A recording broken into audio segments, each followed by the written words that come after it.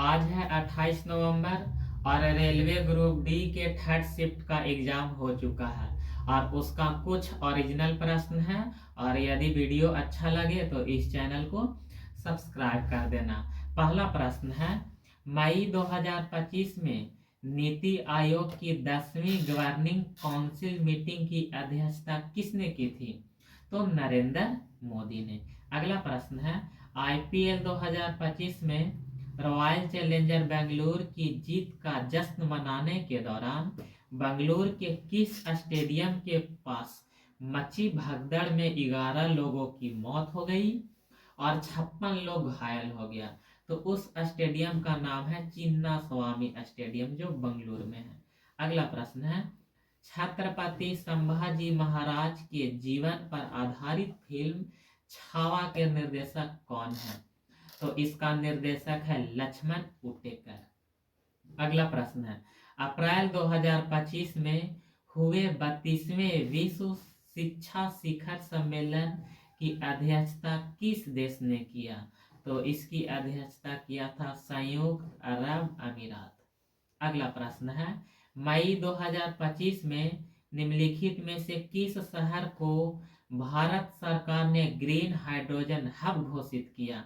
तो गुजरात के कंडला, ओडिशा के पारादीप और तमिलनाडु के तुतीकोरी को ग्रीन हाइड्रोजन हब घोषित किया, लेकिन ऑप्शन में ये तीनों में से कोई एक था। अगला प्रश्न है, भारत के किस राज्य के हर जिला में एक महिला पुलिस थाना होगा? तो उत्तर प्रदेश में। अगला प्रश्न है, 2025 में तमिलनाडु के किन 2 पक्षी अभयारण्य को रामसर साइट की सूची में शामिल किया गया? तो पहला अभयारण्य का नाम है सक्काराकोट्टाई पक्षी अभयारण्य और दूसरा पक्षी अभयारण्य का नाम है थेरथांगल पक्षी अभयारण्य। अगला प्रश्न है, 2025 में दोहा डायमंड लीग में 90.23 मीटर भाला किसने फेंका था? तो नीरज चोपड़ा। अगला प्रश्न है, अप्रैल 2025 में भारत का पहला प्रमाणित ग्रीन म्यूनिसिपल बॉन्ड किस भारतीय शहर द्वारा जारी किया गया? तो गाजियाबाद के द्वारा। अगला प्रश्न है, 2025 में उसाइन बोल्ट के बाद किस खिलाड़ी को world sportsman of the year का पुरस्कार मिला? तो उस खिलाड़ी का नाम है पोल वाल्टर मोडो डुप्लांटिस। अगला प्रश्न है, भारत का पहला स्वदेशी माइक्रो मिसाइल सिस्टम जो स्वार्म ड्रोनों का मुकाबला करने के लिए डिजाइन किया गया है, उसका नाम क्या है? तो भार्गवास्त्र। अगला प्रश्न है, भारत सरकार ने 2025 में भूकंपीय वेधशाला की संख्या बढ़ाकर कितना कर दिया गया? तो 168। अगला प्रश्न है, कर्नाटक बाल विवाह निषेध विधेयक 2025 के तहत बाल विवाह से पहले क्या एक दंडनीय अपराध है? ये सवाल के ऑप्शन नहीं मिल पाया, इसका कुछ टॉपिक नीचे है। अगला प्रश्न है, न्यूटन का संबंध बल से है, उसी प्रकार दाब का संबंध किस से है? तो बल का मात्रक न्यूटन है, तो दाब का मात्रक क्या हो जाएगा? पास्कल।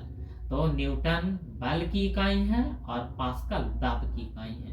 अगला प्रश्न है, कोशिका की आत्मघाती थैली के रूप में किसे जाना जाता है? तो लाइसोसोम को। अगला प्रश्न है, कौन सी परत सूर्य की हानिकारक पराबैंगनी किरण से हमारी रक्षा करती है? तो ओजोन परत। अगला प्रश्न है, पौधा में ऊपर और नीचे की वृद्धि के लिए कौन सा उत्तक जिम्मेदार है? तो शीर्ष विभज्योति उत्तक जिम्मेदार होता है। अगला प्रश्न है, मटर के पौधा में जब एक शुद्ध लंबा पौधा को बौने पौधा से क्रॉस किया जाता है तो कौन सा पीढ़ी का पौधा प्राप्त होता है? तो F1 पीढ़ी के पौधा प्राप्त होता है। अगला प्रश्न है, साधारण नमक से सोडियम हाइड्रोक्साइड किस विधि द्वारा तैयार किया जाता है? तो क्लोर एल्काली विधि के द्वारा तैयार किया जाता है। अगला प्रश्न है, दो बिंदु के बीच विभवांतर ज्ञात करने के लिए सही सूत्र कौन सा है? तो दो बिंदु के बीच विभवांतर निकालने का सूत्र है V बराबर W बटा Q। अगला प्रश्न है, दो बिंदु के बीच की न्यूनतम दूरी को क्या कहते हैं? तो विस्थापन कहते हैं। अगला प्रश्न है, कोलॉइड विलयन को किस प्रक्रिया द्वारा अलग किया जाता है? तो कोलॉइड विलयन को किस प्रक्रिया द्वारा अलग किया जाता है? तो अपकेंद्रीकरण या अपकेंद्रण के द्वारा अलग किया जाता है। अगला प्रश्न है कि स्टेथोस्कोप में रोगी के हृदय की ध्वनि डॉक्टर के कानों तक किस प्रक्रिया द्वारा पहुंचता है? तो परावर्तन, यानी ध्वनि के परावर्तन के द्वारा उसके कानों तक आवाज पहुंचता है। अगला प्रश्न है, लोहा को जंग लगने से बचाने के लिए क्या किया जाता है? तो पेंट भी किया जाता है। दूसरा, गैल्वेनाइजेशन के द्वारा भी उसे बचाया जाता है जंग लगने से। और तीसरा, ग्रीज लगाकर भी उसे जंग से बचाया जाता है। अगला प्रश्न,